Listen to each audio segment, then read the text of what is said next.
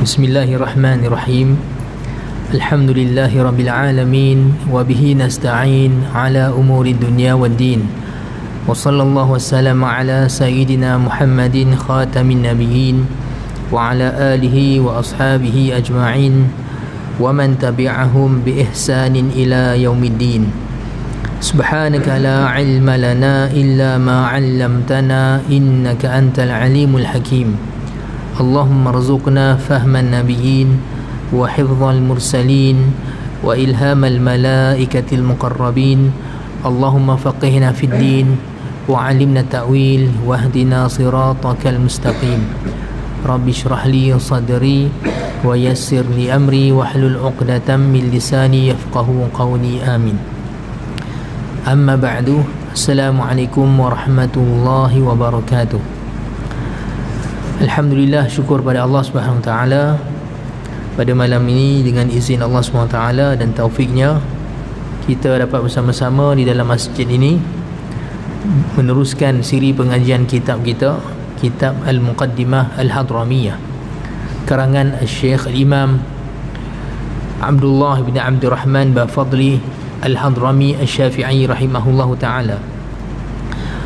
Pada pengajian lepas kita dah selesai membaca fasal perkara-perkara yang disunatkan di dalam wudu.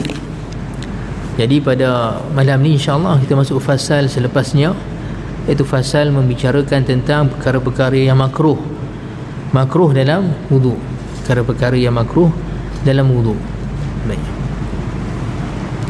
Qala musannif rahimahullahu ta'ala wa nafa'ana bi'ulumihi fid darain amin.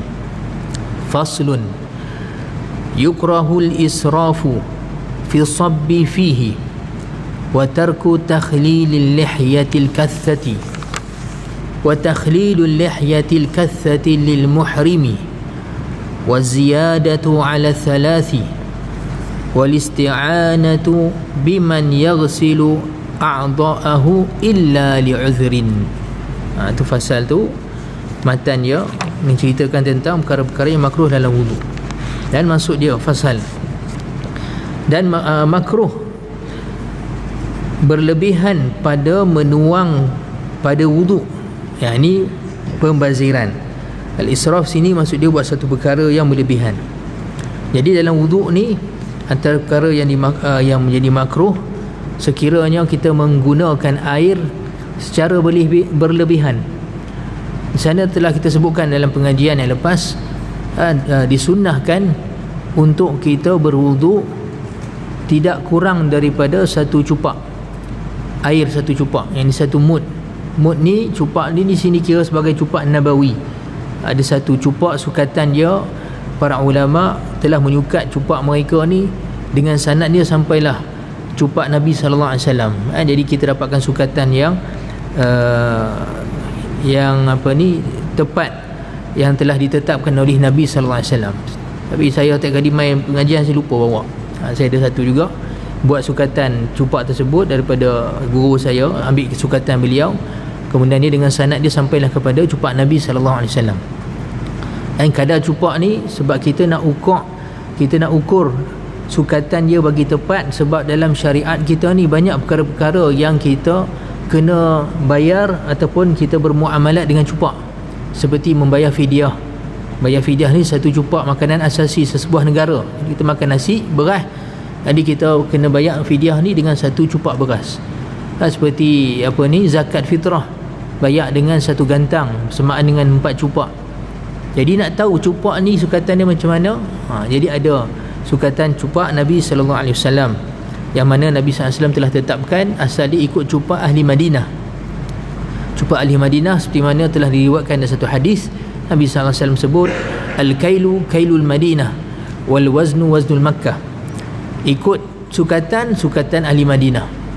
Ketika di Madinah mereka ada sukatan-sukatan seperti cupak dipanggil sebagai mud, dan gantang 4 kali cupak, ada satu bekas dia dipanggil sa', dan kemudian ni ada besar lagi dipanggil wisqun. Jadi sukatan-sukatan ni Nabi SAW ikut standard Madinah punya. Sebab itulah para ulama kemudiannya jaga sukatan ni. Sebab kita bayar fidyah nanti ikut sukatan tersebut, bayar zakat fitrah kan, Semua kena ikut sukatan tersebut. Jadi dalam wuduk pun di sana ada riwayat bahawa Nabi SAW berwuduk dengan satu cupak air. Jadi kita kalau boleh dengan satu cupak, itu satu cupak. Kalau tak boleh lebih sikit tak apa. Cuma jangan sampai peringkat pembaziran. Maksudnya kita menggunakan air tu dah lebih daripada keperluan. Ini berlaku pembaziran. Jadi hukum ni makruh. Imam Ibn Hajar Al-Haytami dalam syarah kitab ni mengatakan bahawa hukum makruh di sini sekiranya air tersebut milik kita sendiri. Adapun sekiranya adalah wakaf, milik wakaf, seperti wakaf masjid, walaupun dia istilah wakaf ni biasa digunakan sebagai musabbal sebab air tersebut dia gunakan dan dia akan hilang habis. Berbeza dengan perkara-perkara wakaf, biasanya perkara yang diwakafkan kekal objek tersebut. Jadi sebab tu perkara yang kalau kita jadikan dia fi sabilillah, sekiranya benda tu digunakan habis dipanggil musabbal, yang ini dijadikan fi sabilillah, seperti air masjid. Jadi sekiranya kita saja membazir pada air masjid yang diwakafkan untuk guna untuk wuduk, maka hukumnya haram. Adapun kalau milik kita sendiri, hukumnya makruh. Di sana ada hadis yang diriwayatkan oleh Imam At-Tirmidzi daripada Sayyidina Ubay bin Ka'ab radhiyallahu taala anhu, bahawa Nabi SAW sabda, mafhum hadis tersebut, bahawa pada wuduk ni ada syaitan. Inna lil wudu'i syaitanan yuqalu lahu al-alhan, nama dia al-alhan. Pada wuduk ni ada syaitan yang dinamakan sebagai al-alhan. Nama syaitan tersebut, para ulama yang ataupun mensyarahkan hadis ni mengatakan bahawa syaitan ni kerja dia mewaswaskan dalam wuduk. Sebab seperti yang diterangkan dalam riwayat hadis tersebut, jadi kita berwuduk nanti syaitan ni mai, maka dia buat kita rasa macam ragu-ragu, dah basuh muka ke, dah niat ke belum, sekali kita ulang balik, lepas tu tangan sekali basuh 2 kali ke, dah 3 kali ke, ataupun baru 2 kali. Jadi tak selesai wuduk ni. Jadi kalau sekira sampai peringkat was-was ini, dia daripada syaitan. Memang kerja syaitan, dia memberi was-was pada kita. Seperti mana Allah Ta'ala sebut antara syaitan yang memberi was-was pada kita dalam surah An-Nas kan, nama ni Al-Khunnas, min syaril waswasil khunnas. Kita minta berlindung kepada Allah Ta'ala daripada was-was Al-Khunnas. Al-Khunnas daripada perkataan khanasa. Khanasa maksud dia orang yang dia mai, satu yang mai, lepas tu dia lari. Dia mai, dia sambak sesuatu, lepas tu dia lari. Macam apa? Macam peragut lah kan. Peragut, dia mai sambak, lari. Khanasa dalam bahasa Arab. Jadi khunnas ni sifat dia. Dia mai, dia buat was-was kepada kita, lepas tu dia lari. Jadi antara kerja syaitan memang dia was-waskan kita lah. Dia buat kita confuse, kita rasa ragu-ragu dan sekian-sekian. Jadi pada wuduk sendiri pun, hatta dalam ibadah, terutamanya orang-orang yang baik, orang soleh, yang nak jaga betul-betul ibadah dia, lagilah syaitan ni syok, dia nak kacau. Dia main satgi, kita ni betul nak jaga wuduk kita betul, tapi satgi dia main, dia buat kita was-was. Aku ni dah basuh muka, basuh tangan, tiba teringat, aku ni tadi tak saat ni niat tak ngaji fiqah pula, kalau niat terlupa kena ulang balik. Jadi dia pun main, kata ulang balik. Lepas tu satgi dia main lagi was-was, 3 kali ke 2 kali basuhan. Kita belajar fiqah pula, kalau sekiranya kita tak yakin 2 atau 3 syak, maka buatkan kali kita buat yang yakin, maksud dia tambah satu lagi bagi yakin. Jadi dah lama urusan ni tak selesai, duk basah lagu tu kan, ayak duk keluar. Jadi kerja syaitan ni nak saja bagi kita membazir dan juga berlama-lama dalam bilik ayak. Jadi nak kena rawat lah daripada penyakit was-was ni. Biasanya was-was ni kena pada orang soleh. Biasanya orang yang baik-baik nak jaga agama ni kerap kena penyakit was-was. Kemudian di sana ada hadis juga bahawa Nabi SAW, riwayat daripada Sayyidina Abdullah bin Umar radhiyallahu taala anhuma, menceritakan bahawa satu hari Nabi SAW lalu dekat Sa'ad bin Abi Waqqas radhiyallahu anhu, beliau sedang berwuduk, dan Nabi SAW lihat Sa'ad ni berwuduk dalam keadaan yang guna air banyak, dan Nabi SAW kata, ma hadzal sarf, apa pembaziran ni? Dan Sa'ad bin Abi Waqqas kata, ya Rasulullah, hal lil wudu'i sarfun, wahai Rasulullah, apakah berwuduk pun ada kira sebagai pembazir juga? Nabi kata, ya na'am, wa in tawadda'ta ala nahrin walaupun kamu berwuduk di atas sungai.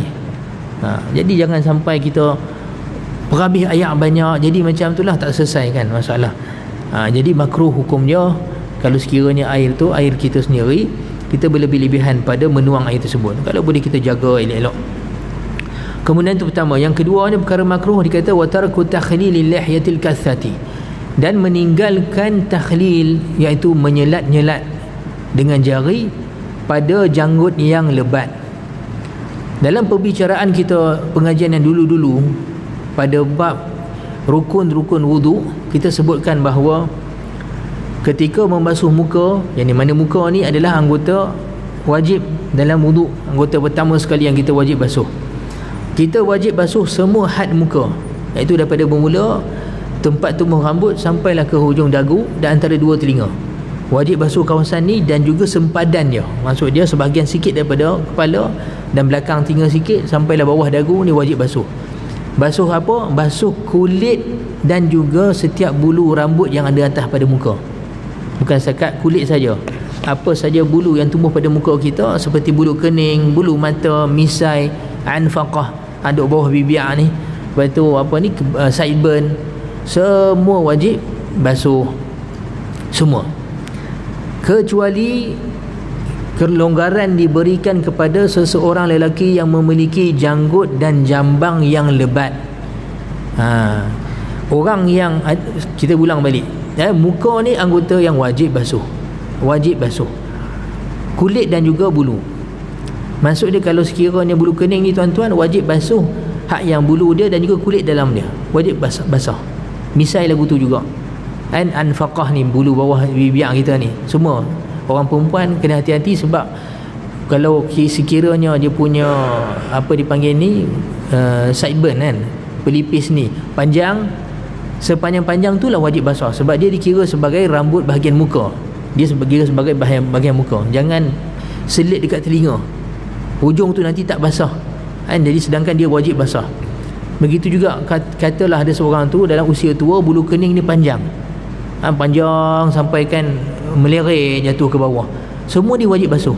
Misai lagu tu juga, kalau sekiranya bila misai sampai panjang melurut tu, wajib basuh semuanya, kulit dia juga. Pengecualian kita sebutkan pada apa? Pada orang yang memiliki janggut yang lebat. Janggut yang lebat. Macam mana nak kira janggut seorang tu lebat atau tidak? Para ulama mengatakan sekiranya kita duduk di hadapan dia dalam satu majlis, dipanggil majlis takhatub, majlis perbicaraan. Majlis perbicaraan ni dalam bahasa Arab, maksud dia kita bercakap dengan dia tidak jauh daripada 3 hasta antara kita dengan dia. Sebab kalau dah jauh lagi tu, dia tak panggil berbicara, dia panggil kena meninggikan suara, dia panggil nida. Dalam bahasa Arab ni adalah perkataan digunakan. Dia dah tak panggil mukhatabah, dia panggil nida. Jadi kalau sekiranya antara kita dengan dia tidak lebih jauh daripada 3 hasta, kita tidak nampak kulit dia melalui celah-celah janggut dia. Kita pandang muka dia, dia punya janggut punyalah lebat dan tebal sampai tak nampak kulit langsung melalui celah-celah janggut dia tu, maka dikira sebagai dia seorang yang memiliki janggut yang lebat.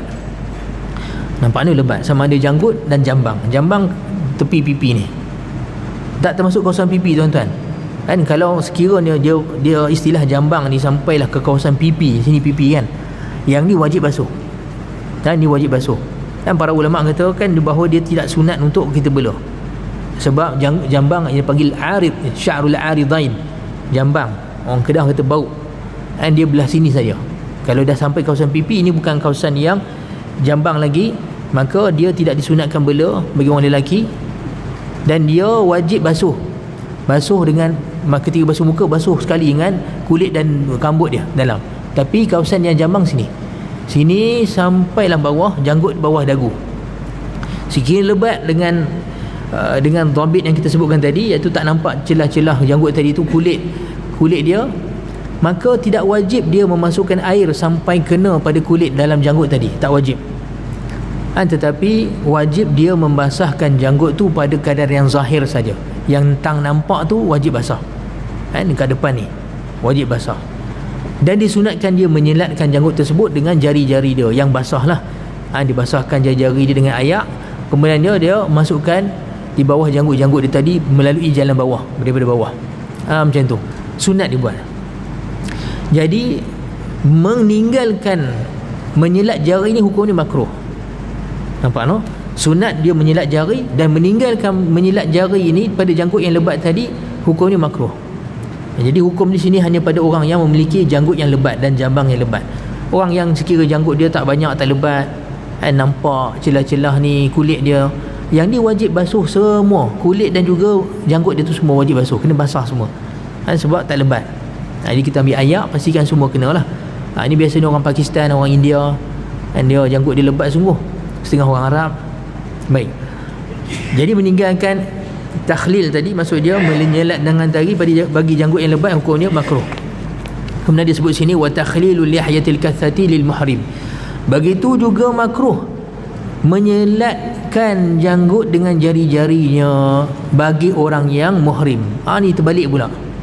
Tadi orang tu tidak menyelat janggut dia dengan jari dia, hukum ni makruh. Sekarang ni dia kata makruh pula menyelatkan jari pada janggut yang lebat bagi orang yang muhrim, orang yang berihram. Bagi orang yang berihram. Ingat tuan-tuan, muhrim ni orang yang berihram.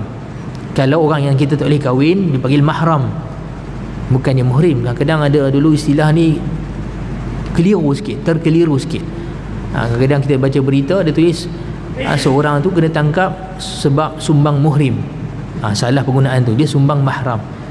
Sumbang mahram. Mahram orang yang tak boleh kita kahwin, sama ada mahram sebabkan nasab, adik-beradik, mak ayah, anak, ataupun sebab apa? Sebab radha'ah, susuan.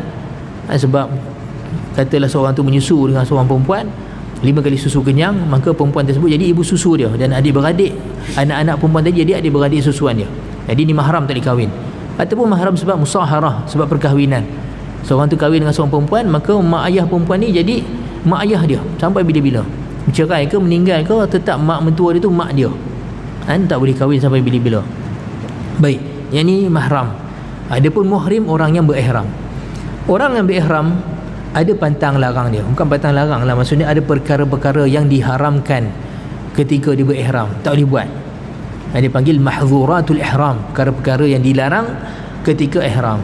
Antara ni cabut rambut, cukur rambut, cabut ke, bakar ke, gunting ke, menghilangkan rambut ketika ihram, hukum dia haram, ditegah dan dilarang dengan sengaja. Sekiranya dengan sengaja, sekiranya cabut juga rambut sehelai, kena bayar 1 cupak, kena bayar denda. 2 helai rambut 2 kali cupak, 3 helai rambut kena dam. Jadi begitu juga janggut. Kalau sekiranya seorang tu berwuduk, dia sakan sangat basuh janggut dia sampai tercabut ketika dia ihram, maka dia kena denda. Dia kena bayar lah fidyah, ataupun kena bayar apa? Dam, kalau lebih pada 3 helai. Jadi sebab itulah pengarang kitab ni, iaitu Imam Abdullah bin Fadli, mengatakan bahawa makruh bagi orang yang dalam ihram tu, sekiranya berwuduk, dia menyelat-nyelatkan janggut dia, sebab mengambil jalan melangkah berjaga-jaga supaya tidak tercabut janggut dia ketika di ihram, sebab benda tu dilarang. Nampak no? Baik, ini fatwa beliau. Tetapi Al-Imam Ibn Hajar Al-Haytami mengatakan bahawa pendapat ini pendapat yang dhaif dalam mazhab. Yang mu'tamad tetap hukumnya sunnah bagi orang yang berihram dan memiliki janggut yang lebat, untuk dia menyelatkan janggut dia ketika berwuduk. Tetap hukum dia sunnah, tetapi dia buat perbuatan tersebut dalam keadaan yang lembut-lembut. Maksud dia berwuduk, dia wajib basahkan janggut yang lebat tadi, mana yang hadapan, yang zahir, tetapi dia ambil air, kemudiannya dengan lemah lembut dia masukkan juga jari-jari dia ke dalam celah-celah janggut dia secara lemah lembut. Jangan buat kasak-kasak, jangan buat kalut-kalut. Sebab nanti kalau tercabut tu kena bayar denda. Nampak no? Jadi sebab tu kadang-kadang kita lihat kitab ni, dia ada fatwa dia yang menyalahi mu'tamad, menyalahi mu'tamad dalam mazhab. Kemudian makruh juga dikata apa? Wa ziyadatu ala thalathi. Makruh tambah 3. Makruh tambah 3. Maksud dia perbuatan wuduk kita ni disunat buat 3-3. Basuh tangan mula-mula sekali, yang sunat kali 3 kali. Kumur-kumur istinsyak 3 kali 3 kali. Istinsyak masukkan ayak dalam hidung 3 kali sunat. Lepas tu basuh muka, anggota wajib pertama 3 kali. Basuh tangan, hatta sapu ayak pada kepala 3 kali. Di sana ada mazhab yang melihat kepala sekali saja, tapi dalam mazhab Syafi'i kita mengambil hadis yang Nabi SAW hatta sapu 3 kali juga, walaupun di sana ada banyak riwayat Nabi sapu sekali saja. Ini mazhab kita, mazhab Syafi'i, semua perbuatan sunat untuk buat 3 kali. Dan sana ada riwayat hadis Nabi SAW basuh semua anggota wuduk 3 kali, kemudian Nabi SAW kata inilah wuduk, dan siapa yang menambah ataupun yang kurang maka telah melakukan kezaliman. Zalim sini maksudnya telah meletakkan satu batu pada bukan tempatnya, bukanlah zalim. Zalim ada banyak makna kan, maksud dia buat benda yang lebih pada tidak membuat yang sebaiknya. Baik, jadi sebab itulah kalau seorang tu secara yakin dia dah basuh anggota wuduk dia 3 kali, contohnya dah basuh tangan dia 3 kali, yakin dah, saja nak tambah kali keempat, bila saja tambah ni yang jadi hukumnya makruh. Bila saja tambah kali keempat, hukum ni makruh. Sebab syariat tak suruh kita buat sampai 4 kali. Tak ada mana-mana riwayat hadis Nabi SAW basuh sampai 4 kali, tak ada. Tapi kita akan jumpa riwayat Nabi SAW berwuduk sekali-sekali, marratan ada. Dan ada riwayat hadis Nabi SAW basuh 2 kali, ada juga. Nak menunjukkan kepada perkara tersebut boleh pada waktu-waktu tertentu, boleh, sah. Malah dalam setengah waktu hukum dia wajib. Setengah waktu basuh sekali wajib tuan-tuan. Bila wajib? Contohnya kita pergi semayang Jumaat. Contoh ni kan sebagai satu contoh. Pergi semayang Jumaat, khatib dah baca doa dah. Kan khatib dah baca doa. Kita duk beratok lagi ambil semayang. Orang kita duk pulun juga nak basuh. Ada orang depan tu duk basuh 3 kali, duk buat benda-benda sunat. Sedangkan kalau sehari kawan belakang duk beratok ambil semayang ni takut tak dan. Terutama solat Jumaat idrak imam dengan 1 rakaat. Kalau imam dah masuk 2 rakaat kedua, lepas tu dah lepas rukuk dah tak boleh dah kita ikut, tak dapat Jumaat imam. Sekarang situasi pernah berlaku macam ni. Saya pernah tengok sendiri. Masa saya muda lah dulu, umur 18 tahun 19 tahun sama kerja kat KL, Masjid Kampung Baru. Ayat keluar sikit je kan, imam dah habis khutbah dah, orang duk beratok ni wuduk. Jadi orang duk wuduk pun duk kumuk lagi, istinsyak duk basuh 2-3 kali. Tak boleh dah masa tu sebenarnya, kena basuh sekali saja. Sebab hak orang lain nak cepat juga, nak idrakul jamaah, nak bersama dengan jemaah. Jadi kita tengok keadaan, situasi. Ataupun ayat sikit kalau sekiranya kita guna perkara sunat, orang lain tak dapat berwuduk. Jadi ketika itu ikhtisar, memadai kita basuh hak yang wajib saja. Basuh muka sekali, tangan sekali, sapu sikit ke kepala, basuh kaki, dah cukup. Dah selesai dah wuduk kita. Bagi peluang pada orang lain pula, jangan sampai orang lain pula tak boleh berwuduk. Nampak? Jadi Imam Khatib Asy-Syarbini dalam kitab Al-Iqna', syarah pada matan Abi Syuja', dia buat bab khas, bab bila haram basuh 3 kali. Supaya peringatkan kita, ada waktu kadang-kadang jadi haram basuh 3 kali. Nampak no? Tapi kalau ayat tu ada kan, tak ada masalah apa-apa, kita basuh 3 kali, yang paling sunnah sekali 3 kali. Jadi menambah pada 3 kali ni hukumnya makruh. Kemudian beliau kata wal isti'anatu biman yaghsilu a'dha'ahu illa li'udhrin, dan minta tolong kepada dengan orang yang membasuhkan anggota dia melainkan dengan keuzuran. Ini kita dah baca, dah ada sebut dah juga pada fasa yang lepas. Kalau kita tak ada keperluan untuk minta orang, tolong orang dalam wudu, kita boleh ambil sendiri air, kita boleh bersapu sendiri, tapi kita saja dah huluk tangan kita kat orang, meh tolong ambil basuhkan tangan aku ni, aku nak berwuduk, kawan duk basuhkan semua. Jadi hukum ni makruh hukum dia. Sebab kita boleh nak buat wuduk, kita saja tunjuk orang kan. Kalau sekiranya buat tu memang sebab takabur, maka hukum dia haram, jelas hukum dia haram. Sebab setiap perbuatan kita terbit dari takabur, membesarkan diri, hukum dia haram. Tapi kalau saja minta tolong orang basuhkan anggota wuduk kita tanpa ada keuzuran, maka hukum dia makruh. Kita dah sebutkan sebelum ni kan, kalau minta tolong seorang tu dekatkan ayak, kita dah duduk habis semayang, main ayak tu main dekat sikit, yang ni hukum dia tak ada masalah, dipanggil mubah. Yang ni isti'anatul mubah, minta tolong yang dibenarkan, main dekat ayak, minta tolong dituang, yang ni khilaful aula. Khilaful aula maksud dia aulanya, sebaiknya, afdalnya tak payah minta tolong orang tuangkan. Tapi kalau diminta pun orang tuangkan, dia nak ambil semayang, nak basuh, tak sampai hukum makruh, tapi dipanggil khilaful aula. meninggalkan perbuatan tersebut lebih aula. Nampak tu dia ringan sikit daripada makruh. Tapi sampai suruh tuang dan tolong apa ni, sapukan, gosokkan, basuhkan, ni hukum ni makruh. Malah kalau seperti mana para ulama sebut, kalau sekiranya buat perbuatan tersebut atas dasar takabur, besar diri, maka hukumnya haram. Nampak no? Baik. Melainkan dengan keuzuran. Keuzuran maksud dia tak larat, sakit, malah boleh jadi wajib tolong orang yang sakit, orang yang memang dia tak boleh angkat tangan dia tak boleh bergerak, ataupun atas katil dalam keadaan rawatan, tak boleh nak keluar turun daripada katil dia. Jadi orang yang khidmat dia wajib masa tu tolong dia, sebab wuduk dia wajib untuk solat. Nampak no? Tolong ambilkan aku wuduk, aku tak boleh nak turun ni. Jadi wajib orang tu tolong dia tadi tu, wudukkan dia. Nampak no? Ataupun bukan sebabkan keuzuran, tetapi seperti mana para ulama kata binahwi ta'limin, seperti mengajak anak murid. Kadang-kadang boleh kan minta tolong anak murid tuang ni, aku ustaz nak tunjuk ustaz cara wuduk yang betul apa semua.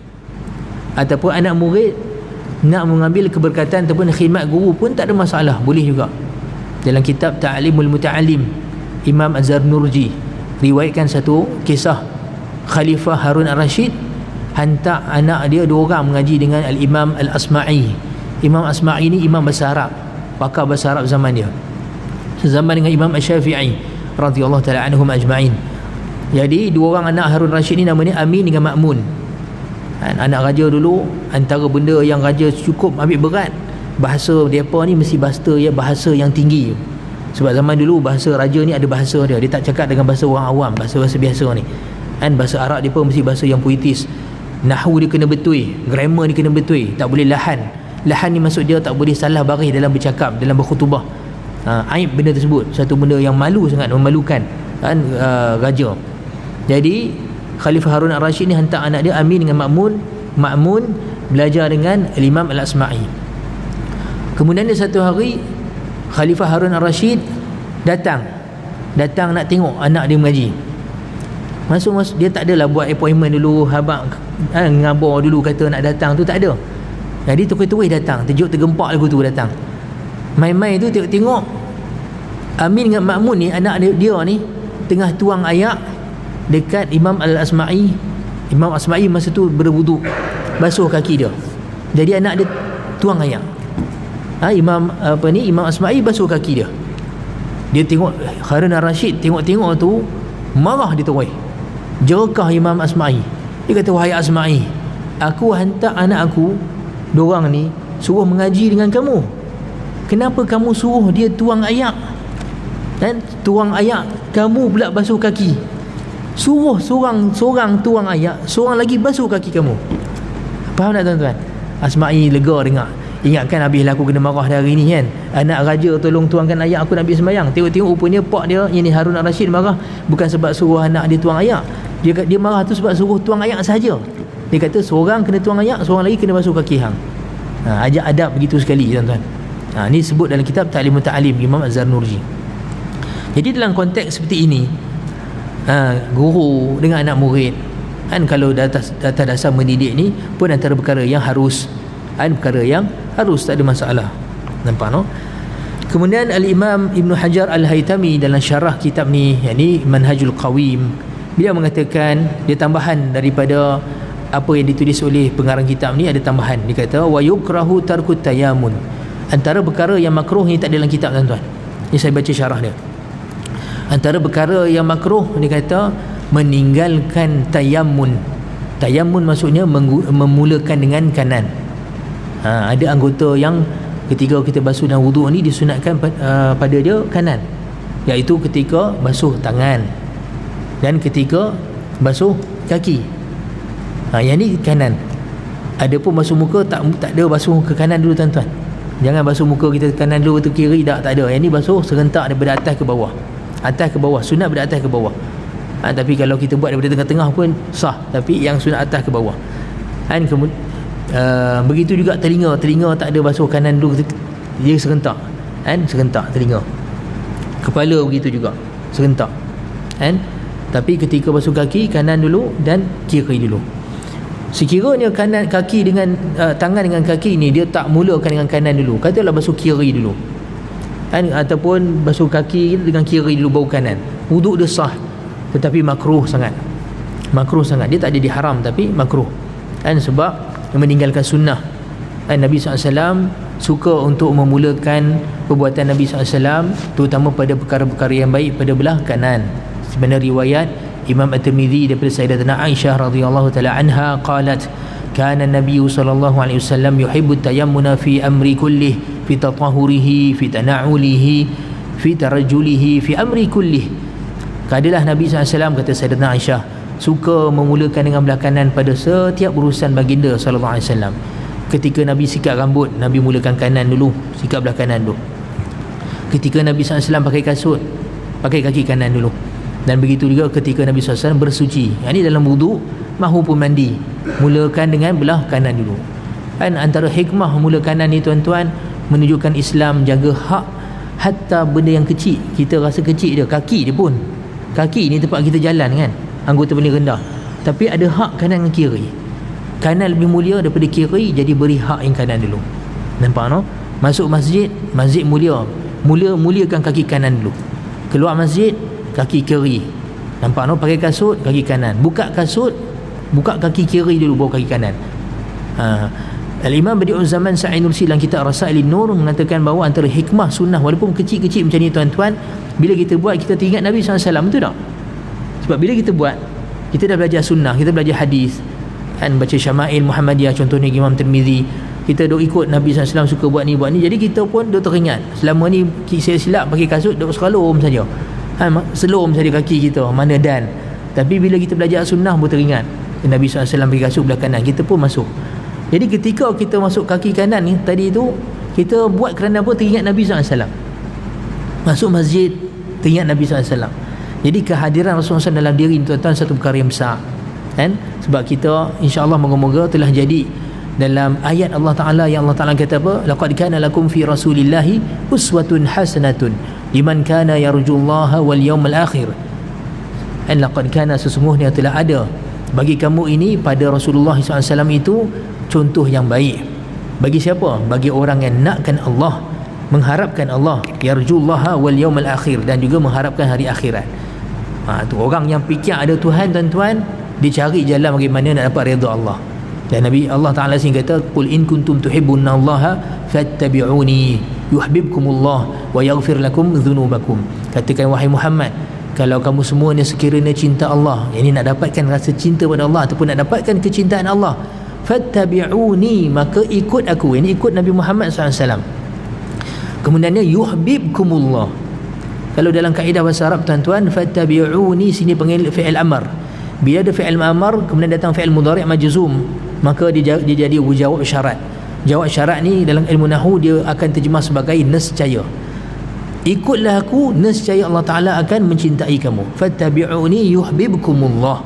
Ikut Nabi, syarat dia yang akan dapat cinta Allah SWT. Allah Azza wa Jalla akan dapat cinta Allah. Ini Allah cinta pada kamu.